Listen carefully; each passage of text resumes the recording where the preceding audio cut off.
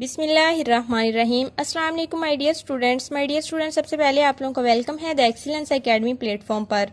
Students, आज हमने discuss करने हैं फर्स्ट ईयर बायोलॉजी के चैप्टर 5 लेक्चर 6 से हमारा, और हमारे टॉपिक का नेम है स्ट्रक्चर ऑफ वायरसेस। इस टॉपिक के रेलिवेंट जितने भी शॉर्ट क्वेश्चन या एमसीक्यूज होंगे वो भी हम साथ साथ डिस्कस करेंगे। स्ट्रक्चर ऑफ वायरस को डिस्कस करने से पहले स्टूडेंट्स कुछ इंपॉर्टेंट टर्म्स हैं, टर्मिनोलॉजीज हैं, इन्हें याद रखना बहुत ज़रूरी है क्योंकि ये पेपर में एमसीक्यूज के तौर पर भी पूछी जाती हैं और 2 मार्क्स का शॉर्ट क्वेश्चन भी आता है। तो आपने ध्यान से इनके दरमियान में डिफरेंस याद रखना है और इन्हें मिक्स नहीं करना।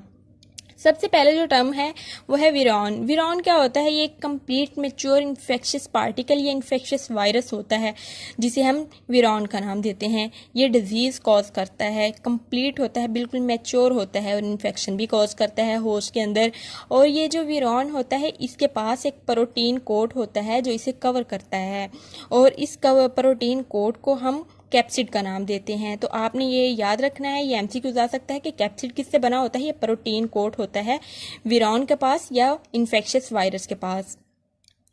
और जो विरॉन होता है इसके पास न्यूक्लिक एसिड होता है। न्यूक्लिक एसिड डीएनए भी हो सकता है या आरएनए भी हो सकता है। कुछ वायरसेस में, कुछ विरॉन्स में जो न्यूक्लिक एसिड है वो डीएनए होता है और कुछ में आरएनए होता है। और ये जो विरॉन है ये बहुत सारी डिजीजेस कॉज करता है होस्ट के अंदर, जैसे कि स्मॉल पॉक्स हो गया जिससे छाले पड़ जाते हैं, और इन्फ्लुएंजा जैसे कि नज़ला जुकाम, हेपेटाइटिस, एड्स वगैरह, ये तमाम जो है ये विरॉन या इन्फेक्शियस पार्टिकल या इन्फेक्शियस वायरसेस की वजह से डिजीजेस कॉज होती हैं।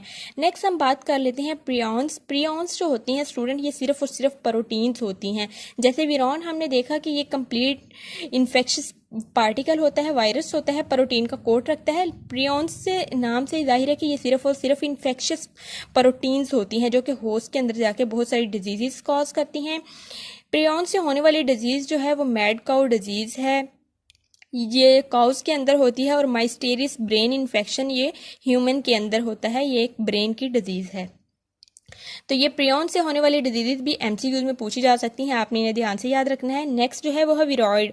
विरॉइड जो होते हैं ये स्टूडेंट सिर्फ और सिर्फ आरएनए से मिलकर बने होते हैं। आरएनए, ये सिर्फ आरएनए होता है और इन्फेक्शियस होता है और इसके पास प्रोटीन कोट नहीं होता।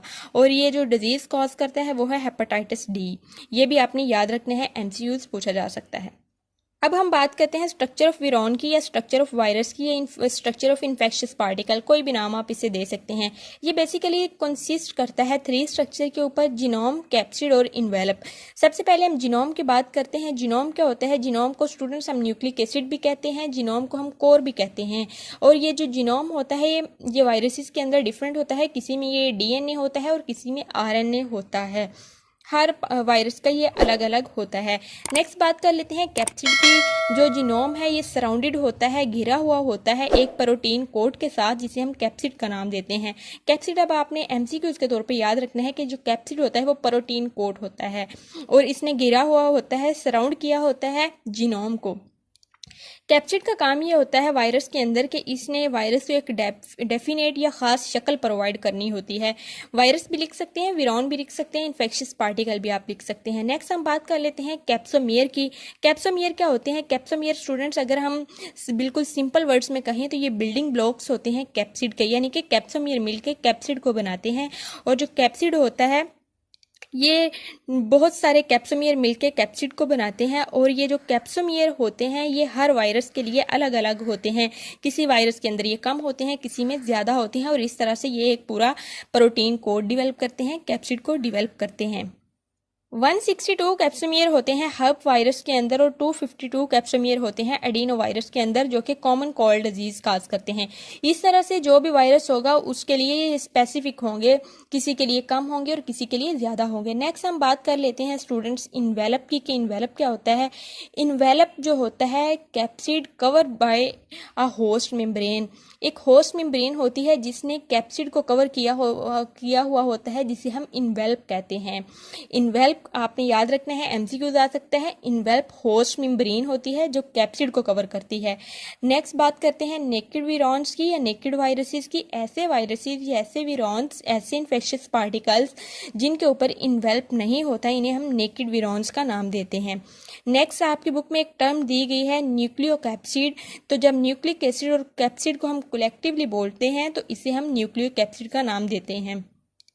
यहाँ पे आपको वीरॉन का एक कंप्लीट स्ट्रक्चर दिखाया गया है। आप देख सकते हैं सबसे बाहरी इन्वेलप होता है जो कि एक होस्ट मेम्ब्रेन है। इन्वेलप के ऊपर स्टूडेंट्स इन्वेलप प्रोटीन्स लगी होती हैं। यहाँ पे स्ट्रक्चर में आप मेंशन किया गया है लेकिन आपकी बुक में मेंशन नहीं है ये। तो जो इन्वेलप के बाद जो स्ट्रक्चर है वो है कैप्सोमियर मिलके कैप्सिड बना रहे हैं और इसके अंदर है न्यूक्लिक एसिड, जिसे हम न्यूक्लिक एसिड और कैप्सिड को न्यूक्लियो कैप्सिड का नाम भी देते हैं।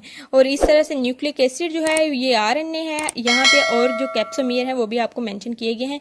तो ये था स्टूडेंट आज का हमारा लेक्चर। ये आपको पूरा एक लॉन्ग क्वेश्चन भी आ सकता है, इसमें से शॉर्ट क्वेश्चन भी कुछ कोई पूछा जा सकता है, लेकिन ज़्यादा इसके जो चांसेस हैं वो लॉन्ग क्वेश्चन के ही होते हैं या एमसीक्यूज बन सकते हैं। होप सो स्टूडेंट्स आपको लेक्चर समझ आया होगा। काइंडली आप मेरे चैनल को लाइक शेयर एंड सब्सक्राइब करें and stay connected for more videos. Thank you so much. अल्लाह हाफिज़।